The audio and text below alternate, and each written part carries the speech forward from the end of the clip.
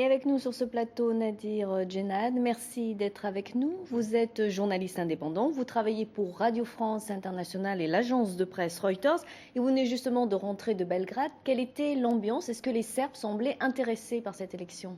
Oui, les Serbes étaient intéressés par cette élection, mais ce qui est frappant, c'est de voir à quel point certains responsables politiques, certains médias ont toujours entretenu ce sentiment nationaliste. Quand vous vous promenez à Belgrade, on peut être frappé de voir que, par exemple, que certains bâtiments qui ont été endommagés durant l'intervention occidentale en 1999 contre le régime de Milosevic, certains bâtiments sont restés en l'état, n'ont pas été rénovés, et en discutant avec certains Serbes, il me disait que c'est une volonté des responsables politiques de laisser ces bâtiments tels quels pour que les jeunes générations voient ce que l'Occident, en particulier les Américains, ont fait à la Serbie. Donc on maintient, il y a toujours eu cette volonté d'entretenir ce sentiment nationaliste en Serbie.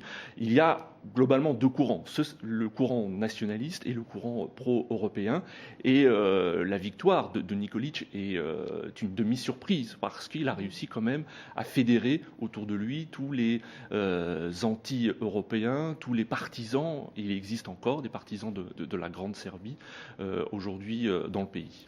Alors justement, le président sortant Boris Tadić, vous l'avez dit, est un pro-européen, mais avec la victoire surprise du nationaliste Tomislav Nikolić, est-ce que la donne a changé? Est-ce que la Serbie va rester sur le chemin de l'Europe? Je pense que la Serbie n'a pas le choix, et le président élu Nikolić l'a très bien compris.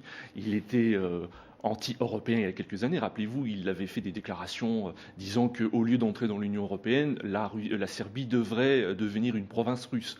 Donc aujourd'hui, il adopte une attitude pragmatique. La Serbie n'a pas le choix. Elle a beaucoup souffert de l'embargo qui lui a été imposé après l'intervention militaire en 1999. La situation économique et sociale est très difficile, hein, comme on l'a vu dans le reportage. Il y a un fort taux de chômage. La Serbie a besoin des fonds européens pour pouvoir relancer son économie. Et je pense que la Serbie n'a pas envie aussi de rester à la traîne par rapport aux autres pays qui faisaient partie de l'ancienne Yougoslavie. Je pense à la Croatie, je pense à la Slovénie. La Slovénie aujourd'hui qui fait partie de l'Union européenne, la Croatie qui va entrer d'ici quelques années dans l'Union européenne. La Serbie, je pense, n'a pas envie de rester à la traîne par rapport à ces pays.